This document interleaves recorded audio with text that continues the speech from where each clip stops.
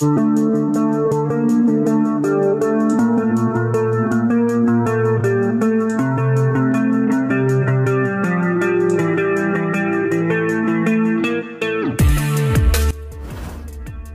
instan yang diberikan pevoli Asia pada kompetisi Liga Voli Korea Selatan, baik sektor putra-putri, membuat Federasi Negeri Gingseng mengkaji ulang peraturan.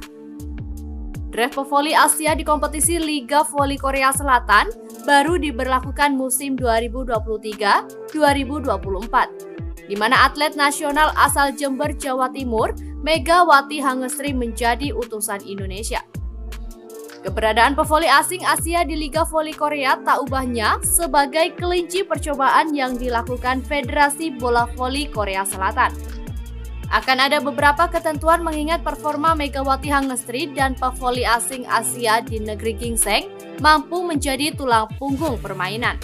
Sedikit mengulas, Megawati Hangestri sebagai contohnya. Oposit putri Indonesia ini tampil memukau bersama Daejeon Jungkwangjang Red Spark. Dara yang akrab dengan julukan Megatron ini langsung menjelma sebagai pendulang poin terbanyak bagi Red Spark.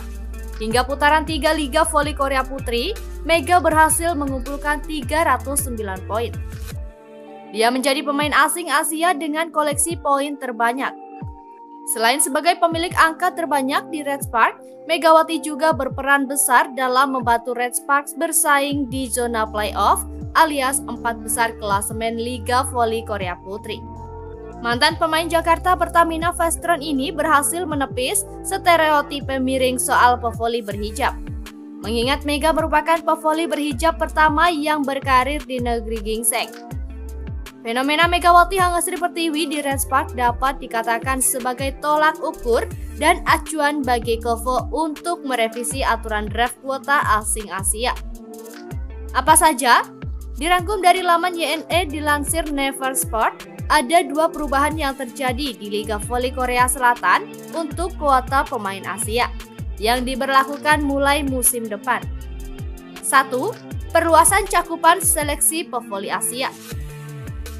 Musim 2023-2024, KOFO memilih 10 negara sebagai ladang uji coba memberlakukan draft pemain asing Asia di Liga Voli Korea Selatan.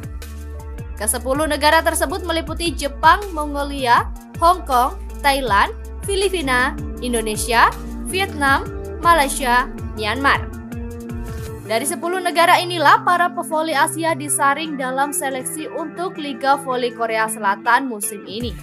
Untuk sektor putra, para pevoli harus langsung hadir di Korea Selatan untuk melakukan latih tanding sebagai rujukan klub-klub apakah akan menyodori kontrak atau tidak. Indonesia sempat memiliki beberapa wakil untuk sektor putra, namun hanya Randy Tamamilang dan Dimas Saputra yang berangkat. Adapun sektor putri cukup mengirimkan rekaman video pertandingan ke KOFO dan hasilnya Megawati Hangestri menjadi satu-satunya pevoli Indonesia di negeri Gingseng saat ini. Melihat dampak instan diberikan pemain asing Asia di Liga, membuat KOFO akan memperbesar lingkupnya. Tercatat akan ada 64 negara yang bisa mengirimkan wakilnya di Liga Voli Korea Selatan untuk mengikuti seleksi di draft pemain asing Asia musim depan. Hanya saja ada 2 catatan negara tersebut harus terdaftar dalam Konfederasi Bola Voli Asia. Dan yang kedua, Australia tidak termasuk dalam kategori bisa mengirimkan wakilnya berkarir di negeri Gingseng. Akhirnya, para talenta Indonesia akan lebih sulit bersaing memperebutkan kuota mengisi pemain asing Asia di Liga Voli Korea Selatan. 2. Janjikan kenaikan gaji. Musim ini para pevoli asing Asia mendapatkan gaji 130 juta won atau sekitar 1,5 M. Dengan asumsi baru kali pertama berkarir di negeri Gingseng. KOFO akan meningkatkan nominal gaji yang diterima pevoli asing Asia musim depan.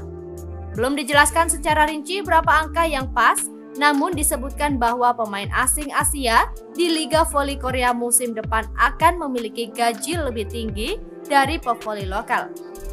Sebagai informasi saja, pevoli lokal di Liga Korea Selatan mendapatkan bayaran paling rendah berada di angka 1,7 M. Kenaikan gaji yang dijanjikan KOFO selaras dengan tingkat kesulitan para pevoli untuk bersaing musim depan.